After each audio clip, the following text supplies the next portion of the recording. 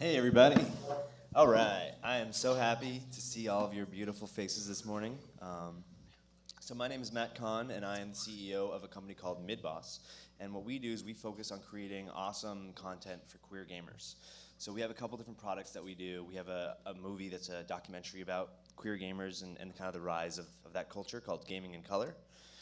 We're also releasing a game that's coming out in this August called Read Only Memories, which is a cyberpunk adventure game in the style of early 90s point-and-click adventures, but features queer characters in meaningful roles without it being too kind of shoved down your throat. So if you're not looking to play a gay game, in parentheses, it's a game that is just features a lot of cool queer content.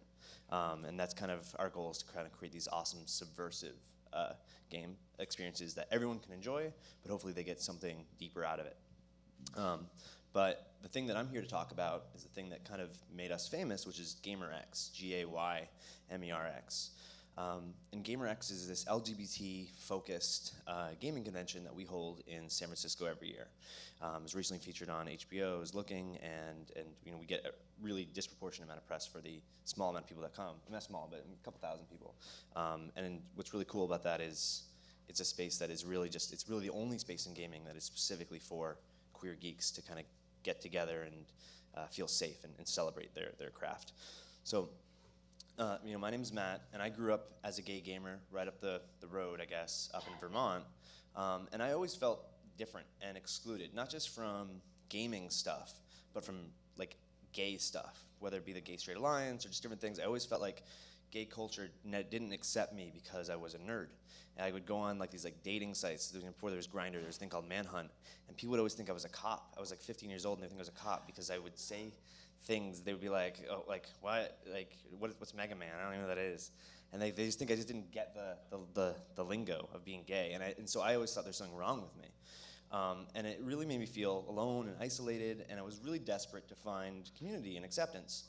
And so I went to a lot of different conventions, I joined a lot of different groups, and I did a lot of things that maybe, looking back, were kind of dumb. But I was trying to find my group, and I always thought I was just really special in the bad way, where I was just like, there's only one, like, there's something wrong with me, because I'm not really a good gay, I'm not a good geek. And it wasn't until I got into college that I found websites like gaygamer.net, and there's like a Reddit group for gay gamers, and just things like that, where I was like, oh, there actually are people out there that are like me. And so I started going to like meetups and joining forums and Facebook groups, and you know, I just wanted to kind of like meet everyone and being able to be with other gamers and be able to geek out and know that I was in a spot where if I wanted to talk about like my boyfriend or this or that, I knew that I wouldn't be judged for it. And I thought that was really cool. And as people would come to our events, they would say it was like life-changing just to like come to an event where they could feel like they could geek out and not feel weird about it around gay people, or you know, talk about games and then say something gay, and people be like, oh cool, yeah, sure, whatever. And so that was the kind of the impetus that we were like, we want to do something bigger. And at that time, I was the co-founder of a music tech startup in San Francisco, and it was going really well.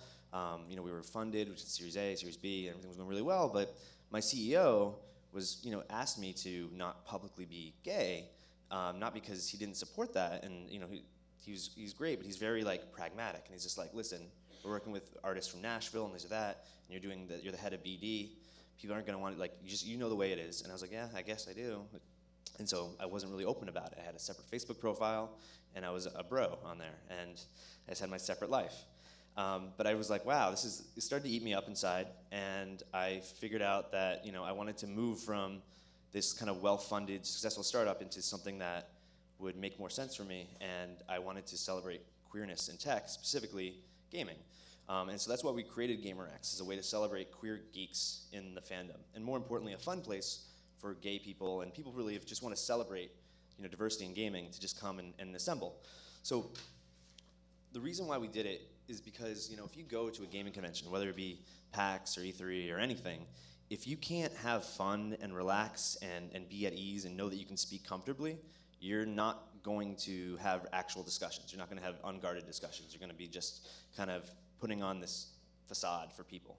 And it's really critical that, you know, we support, whether it be gay conventions or people of color or women or disabled folks or just really any minority voice, because if they go to conventions, and right now in the gaming community, it's very obvious that a lot of people don't feel comfortable in the gaming community. It's really kind of a very hostile environment right now. By having these spaces, people can come and relax and be at a spot where they can talk openly and start to actually kind of work through their feelings on, whether they like a game or not, or they feel like something was homophobic or good representation, and that's when we can actually have real discussions. And so if you are a white dude, specifically a white straight dude, and you're like, well, I don't really get it. I don't get why gay people need their own space. I don't know why women need their own gaming space. Why can't they just be a part of the mainstream gaming community and just join in? Well, the reason for that is just imagine that you have. Sorry. Imagine that you have a kid who is either a girl or is gay or whatever, and just imagine them growing up in this gaming world where we've created this community where things like Gamergate don't just happen. They thrive because we've allowed it to happen. We've created this gaming community where we've said that's okay, and now all of a sudden we're saying it's not okay. And it's important that we continue to, fight for a better community, not just for us, because, most of us are adults here, but the next generation of kids are going to grow up in a world where queer people and women and minorities are all not really that welcome, and the structure is made in a way that they're not welcome. And if we don't fight for that, we're really kind of screwing the digital generation of having an equal opportunity if they're not white, straight, cis dudes.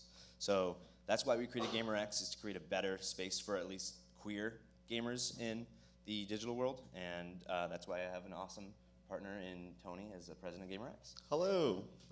So I'll start. I hate my own voice, so I'm just gonna start with that. So I want to kind of expand on that just a little bit. So some of our experiences with running GaymerX, or at least a bit of. Yeah. Wait. Oh, I thought we had the 10 minutes. Oh, okay. You guys were supposed to have 5 between the two. I don't know why. Okay, just keep on going. Okay. On the schedule it said 45 to 55. Anyway, so I'll try to be as quick as possible. So when we started out, it was really hard to find game companies that were open to supporting an LGBT thing, especially publicly. It was kind of really unfortunate because working in other industries, I hadn't seen that quite as much, but in the game industry, it was very obvious that people just were really not comfortable with the idea. And even as recently as GDC this year, a very prominent company told us that they didn't want to do it because they said it would be picking sides, which I don't know if accepting that gay people play video games is much of a side on anything, really. But as we've gone in the last few years, we've had sponsors, and we get more sponsors, and the sponsors stay and they have a great time, and they meet sects of their audiences that they might not normally see, they might not meet, right? And they get to support broader audiences that they hold that they may not have realized that they had such big fan bases in. And the thing is that one of the things that does is it doesn't just benefit us. I mean, it's not just us that have these awesome gaming sponsors now. It benefits everybody who's doing any sort of diversity, minority thing, because it is normalizing the idea that a gaming company can sponsor LGBT events. That a gaming company can be a part of that a gaming company can admit that, yeah, there's probably some gay people that play our video game. And I think that's incredibly important. It's important for us to not only do that for us, but for everybody. We try to work with everybody. From Indiecade and GDC, there's been a lot of folks doing really awesome stuff, making their events get better and better. Yeah, and we don't really see competition as a thing when it comes to our event. We really just see more opportunities for other companies or for other events to give our audience something that we want to give them, right? We can only exist once a year as it stands, and if someone can do something 6 months away, then that's awesome. If there's a gay con in the East Coast, which FlameCon is going to be a thing now, it's a few months now, that's awesome, because that's something that maybe we couldn't serve that audience at that moment, and that someone can is really exciting for us. I think that it's important for us to kind of create our own things. I don't think that showing up to a mainstream gaming con's diversity panel with 4 white dudes is enough. I think that if we feel we're not represented. We need to do something. We need to say something. And if you feel like you are represented, just take a moment to support someone who isn't. You know, find someone who is saying that they are not seeing themselves in something, and you know, project their voice and talk to them about it, and try to find out what they're feeling and what they want, and kind of try to help the world understand that. Because I think that at the end of the day, like, what we really should be doing is we should all be working together to try to fix this issue. And that's kind of what we're trying to do with GaymerX. We're trying to work together, work with all the companies that work with us, and we're trying to work with other events.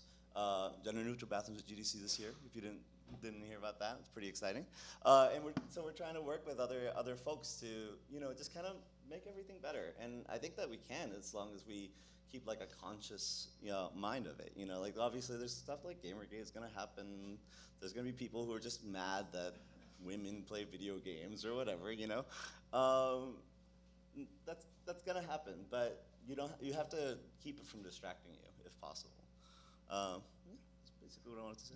Awesome. Well, we really appreciate y'all letting us speak here today. If you want to learn more about GaymerX, you can go to GaymerX.com. That's GaymerX. And if you email us, we're always down to chat. We have all of our panels from the last 2 years up on there for free if you want to check out some of the speeches. And our next event is in December in San Francisco. Thank you very much, and have a great one.